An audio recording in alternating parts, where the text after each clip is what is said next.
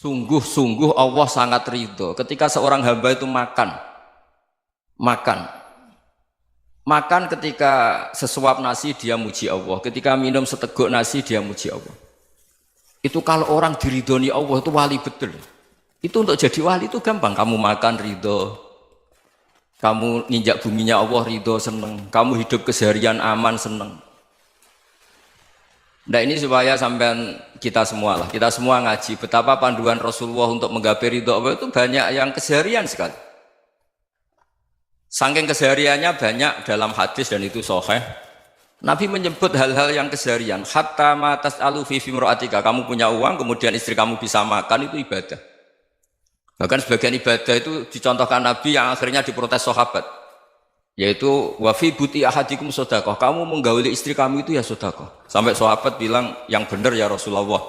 Ayati ahaduna syahwatahu wa huwa lahu ajrun. Masa urusan biologis, urusan syahwat kemudian dia dapat pahala. Nabi menjawab, alaysa lawadu'aha fi haramin akana alaihi wisrun. Bagaimana kalau dia meletakkan ke yang tidak benar itu kan dosa. Nah, hal-hal seperti ini yang saya ingin teman-teman semua saya juga agak ingin ngaji demi Anda juga agak ingin. Itu dosa sekali ngaji kok pesanan kelompok tertentu itu enggak boleh. Islam itu untuk semua. Jadi ya cuma karena di depan saya jenengan ya seakan-akan jenengan korbannya. Itu ada ilmunya dalam usul fikih itu. Jadi orang itu harus ngaji usul fikih. Nama yang disebut, mungkin Mas Sufyan masih ingat zaman ngaji usul fikih. Nama yang disebut itu tidak jaminan sebagai prioritas perintah. Jadi misalnya gini, kebetulan yang di depan Nabi itu Abu Dzar. Nabi ya bilang, ya Aba Dzarin ini uhibbuka misalnya, atau ya Mu'ad ini muhibbuka, atau ya Aba Hurairah ini uhibbuka misalnya. Banyaklah riwayat yang Nabi nyebut ya Aba Dzarin, ya Mu'ad, ya Aba Hurairah. Kemudian misalnya Nabi meneruskan khitab, ini uhibbuka, saya mencintai kamu, fakul dubur sholatin, atau sebagian riwayat disebut fala tada'an la dubura kulli sholatin, Allahumma inni ala dzikrika wa syukrika wa husni ibadatik. Saya mencintai kamu, siapa saja. Mu'ad bisa, Abu Dzar bisa siapa? Saya mencintai kamu, mohon kalau habis sholat kamu jangan lupa wiridan Allahumma a'inni ala dzikrika wa syukrika wa husni ibadatik. Ya Allah, tolong kami permudah supaya mudah ingat engkau. Anda tidak bisa mentang-mentang, wong nama saya Parmin, nama saya Purnomo, itu yang diperintahkan Mu'ad misalnya. Jadi yang disebut satu, tapi khitab itu untuk siapa saja. Saya teruskan. Jadi saya mohon semua kita melakukan kebaikan itu kalau dalam kaidah fikih disebut al yakin la yuzalu bisyak. Banyak kebaikan yang kebenarannya itu 100%. Tidak punya efek samping ke pihak lain, ke kelompok lain, ke komunitas lain. Itu tadi misalnya Anda makan dan itu murah sekali, hanya butuh satu piring. Setiap punyaan kamu muji Allah, setiap minum kamu muji Allah. Itu redaksinya Rasulullah SAW disebut Allah sangat ridho ketika seorang hamba makan, kemudian dia memuji Allah, atau minum kemudian dia muji Allah. Logikanya gampang. Negara seperti ini yang kamu harapkan bentuknya kayak apa, mertua, ipar, komunitas, tetangga, itu nyata terjadi itu kan belum pasti. Sementara yang mesti terjadi adalah kamu butuh makan, kalau tidak mati. Butuh minum, kalau tidak mati. Butuh bumi yang nyaman ditempati, kalau tidak kita juga mati. Sebab itu Allah kalau menyebut nikmatnya itu hal-hal yang keseharian. Alladzi at'amahum min ju'. Allah itu siapa? Allah itu yang menciptakan kamu bisa makan. Tidak berlebihan. Allah itu yang menciptakan kondisi sosial itu ideal. Zaman Nabi itu ya ada orang munafik. Orang-orang pilihan Allah itu juga diuji orang sekelilingnya yang macam-macam. Semua diuji sesuai konteks zaman dan waktu. Nah, tapi ada ibadah-ibadah yang selalu disarankan Nabi. Sampai Nabi itu pernah ditanya, ayul islami khairun ya Rasulullah, Islam terbaik itu gimana? Jawaban Nabi itu unik. It'amu to'am. Islam terbaik itu ya makan-makan, yang santai-santai.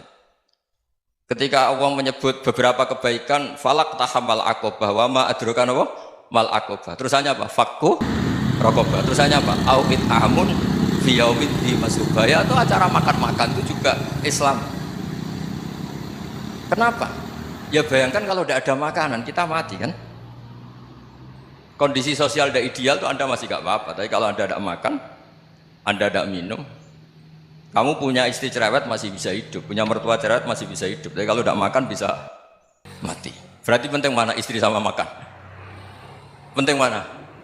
Makan. Semoga istri Anda dengar. Nanti kamu disuruh makan tapi pulang deh. Itu kalau dibahasakan makan masih memahami. Penting mana nasi satu piring dengan istri. Nggak ada nasi mati, nggak ada istri belum mati. Penting mana? Gak berani jawab kan? Nah, ternyata Anda ada garang kan di depan istri. Jadi saya mohonlah, mungkin Mas Sufyan Sauri tadi yang bisa bantulah teman-teman tuh ngaji yang keseharian saja. Karena kita nyari ridha Allah itu berdasar firman Allah, dan firman Allah itu menyebut keseharian tuh riang gampang. Itu tadi misalnya wa min ayatihi manamukum billaili wan nahar. Termasuk ayat-ayat Allah itu kamu tidur. Maka dulu itu ada guyonan, ada tokoh Mu'tazilah, kelompok dalam Islam yang berpikir manusia itu bisa menentukan ikhtiarnya sendiri. Karena saya bisa duduk, ingin berdiri, berdiri. Karena kelompok ini nggak terima kalau semua kehendak Allah, nanti bagaimana kalau semua kehendak Allah kok ada hisab ya, ada sanksi. Lucunya itu dia akhirnya, ini cerita ya, mencintai seorang perempuan cantik sekali. Dan itu dia menjadi ahli sunnah itu oleh hal-hal yang sepele. Karena istrinya cantik, ya namanya suami istri hubungan intim. Terus ditanya, Mas, masih ingin lagi? Masih. Silahkan diulang lagi. Wah ya tidak bisa. Katanya manusia bisa menentukan yang diinginkan. Itu tobat itu. Itu nggak bisa ditobatkan Mas Sufyan Ats-Tsauri. Orang cantik yang mudah nobatkan orang itu orang cantik. Segampang itu. Akhirnya kita tahu, makanya kalau dalam kitab Hikam itu disebut al-aqil mayyakul madza yaf'alu wa hubi wal ghafil mayyakul madza af'al. Orang yang punya akal karena sadar ini wilayah Allah, semua milik Tuhan. Itu dia tiap hari berpikir, besok Allah akan melakukan apa terhadap dunia ini. Kamu merencanakan suatu mau plesir, ternyata gempa. Mau wisata ke Rusia, ternyata perang. Kamu tidak pernah tahu apa yang akan terjadi besok. Wa ma tadri nafsum madza taksibu ghadan. Tapi anda semua kita ini sering punya jadwal permanen. Makanya saya kalau diundang siapa saja, sana takdir. Yang jelas Gus ini acara penting. Ya masih acara penting nak pangeran ngersakno piye? Kok ape dadi pangeran? Kamu kok mau jadi Tuhan? Itu kadang ya kiai. Penting Gus acara ini jenengan harus memastikan bisa. Loh kamu itu yang ngajarin tauhid, sesuatu itu biadillah kok bilang-bilang apa pasti. Kalau saya terus tak tobatkan loh kamu kata saya. Ya kalau gitu Gus bilang insya Allah. Wah itu hati saya, fisik saya, roh saya sudah bilang insya Allah. Tidak usah kamu latih kata saya. Nah hal-hal tauhid keseharian itu gampang sebetulnya. Wal ghafil yaqulu madza af'al. Tapi orang yang lupa Allah dia setiap hari bilang besok apa? Kita bisa melakukan apa? Seakan-akan dia itu aktor, dia penting, dia subjek permanen, dia. Padahal kita ini hanya objek kehendak Allah Subhanahu wa taala. Karena kita yakin sesuatu yang terjadi di alam raya ini kita tidak bisa apa-apa. Makanya saya sering ngaji, sering bilang saya, ketika Anda mensifati Allah, dia yang menghidupkan.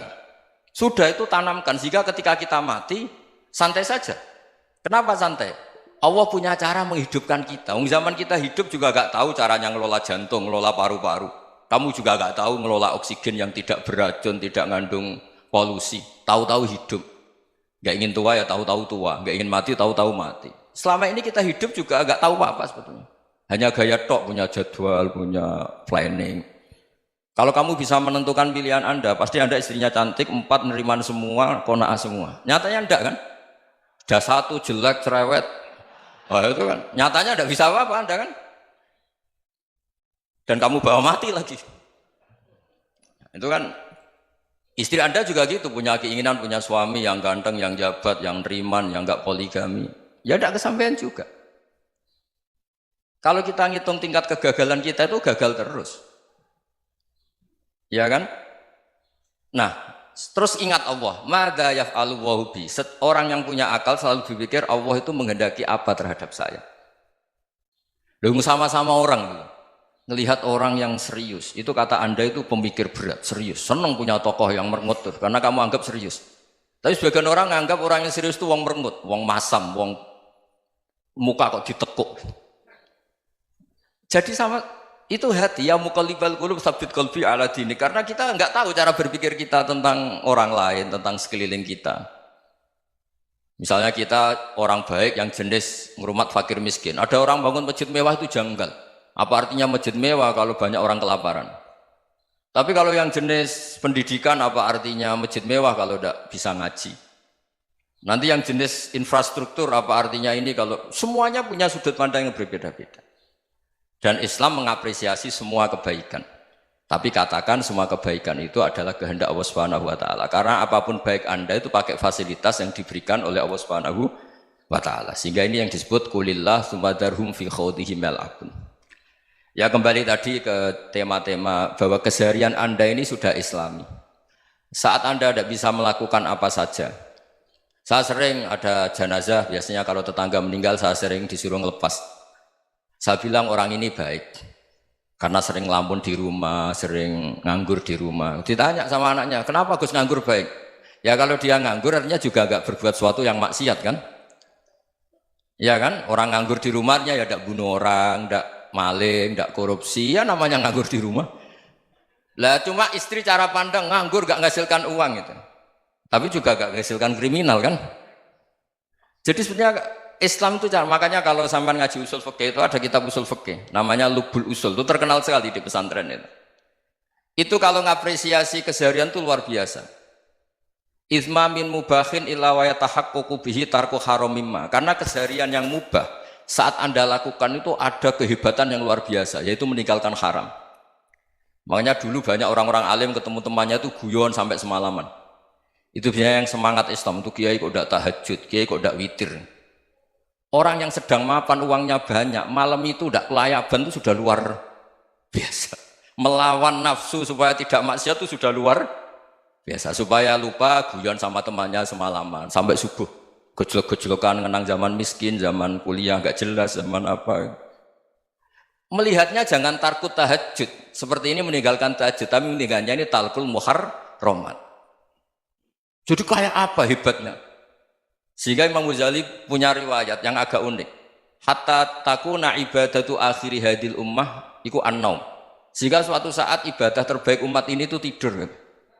Itu kan riwayat kontroversi. Ketika Imam Ghazali tanya, kenapa iya? Kenapa kamu mulai keluar dari rumah itu sudah banyak maksiat? Melihat perempuan yang enggak mahram, melihat fenomena. Tapi kalau kamu tidur itu enggak melihat apa-apa. Tapi juga kamu jangan menganggap tidur itu ibadah betul. Saatnya melakukan fardu ain malah masih tidur. Tapi itu sudut pandang yang menjadikan kita Islam itu gampang. Jadi saat Anda tidak bisa aktivitas apa-apa, misalnya ada beberapa orang yang lumpuh. Lumpuh itu memang nggak bisa Jumatan, nggak bisa ibadah, tapi dia juga nggak bisa maksiat. Tidur itu memang Anda saat itu tidak bisa tahajud, tidak bisa witir, tapi saat itu ada zina, ada maling, tidak gosipkan orang, tidak bully orang, tidak menanamkan kebencian, tidak hasud. Sehingga tidur menurut Allah Ta'ala wa min ayatihi manamukum billaili apa? Wan-nahar. Karena di tidur itu selain ada unsur istirahat, jaga kestamina, juga ada unsur meninggalkan beberapa keburukan. Nah saya mohon ibadah yang keseharian ini kita jaga. Supaya kita semua baca ayat itu fasih. Fasih itu tertanam di hati. Allah itu siapa? Alladzi at'amahum min ju'i wa amanahum min khauf. Dan Allah kalau cerita di Quran itu anna subabnal ma'a subba thumma syaqaqnal ardon wa syaqqa fa'ambatna fiha habba wa inaba wa qadba wa zaituna wa nakhla wa hadaika hulba. Kamu tahu saya ini siapa, kata Allah. Saya ini adalah Tuhan yang menurunkan air, kemudian ada tanaman banyak. Habba wa inaba wa qadba, ada zaitun, ada tin, kalau orang Jawa mungkin ada tela, ada padi, ada mangga, ada pisang. Sudah. Wa inaba wa zaituna wa nakhla wa hadaika hulba. Ada perkebunan yang lebat. Tujuannya apa? Mata Allahkum, silahkan kamu pakai, kamu nikmati. Tapi karena kadang kita ini punya ide-ide besar. Tadi untuk syukur saja nunggu punya istri riman, rumah baik, tetangga baik, komunitas baik, semuanya baik baru syukur. Lama-lama nanti ada di surga, syukurnya nunggu surga paling kelas A. Itu sudah ada yang menghuni Rasulullah, kamu nggak boleh di situ. Masa untuk syukur saja? Repotnya Masya Allah. Jadi mohonlah Quran yang kalau Anda hafalkan juz sama itu kan ada ayat-ayat yang kayak tadi. Ya, fal yang dzuril insanu ila ta'ami. Coba lihat Apa yang kamu makan ya? Dari mana? Dan untuk mempertahankan hidup kamu keseharian. Jadi jangan kira ibadah itu harus membentuk komunitas yang versi Anda. Ibadah itu harus yang hal yang mulu-mulu. Kesehariannya Anda alami. Loh ini saya tidak bikin-bikin. Saya ngaji bukan karena berdasar pesanan. Itu ayat yang saya bacakan betul ada ayatnya kan. Fal yang dzuril insanu ila tu'ami anna sababnal ma'a sabba thumma syaqqaqnal ardo syaqqa fa ambasna fiha habba wa inaba wa qadba wa zaituna wa nakhla wa hada'iqa ghulba. Terusannya apa? Mata'al lakum, silakan kamu nikmati. Mata itu silakan kamu nikmati. Ya kayak sampean dikasih hidangan ya makan. Ya sudah makan, habis makan ya minum, habis itu ngantuk ya tidur. Ya sudah normal-normal saja. Kayak apa indahnya Islam? Tapi Anda mencari Islam yang gimana lagi? Nah itu yang diajarkan guru-guru kita, diajarkan sanad kita sampai Wali Songo, sampai Rasulullah SAW. Bahwa pada akhirnya ada jihad, ada perang. Itu dulu memang perang, bukan membunuh, beda. Dulu kita dijajah Belanda ya perang, dan itu normal karena kita dijajah. Jadi ketika orang lain ingin baik sama kita, wa in ahadum minal musyrikin astajaruka ya fa'jirhu hatta yasma'a kalam Allah. Kalau mereka ingin baik ya kita baik. Makanya ada istilah musta'man, mu'ahad. Kalau mereka ingin damai, berdampingan dengan kemajmukan ya itu yang lebih baik. Karena memang Islam menghormati proses perdamaian. Wa in janahu lis-salmi ya fajnah lah. Kalau ingin damai ya kita harus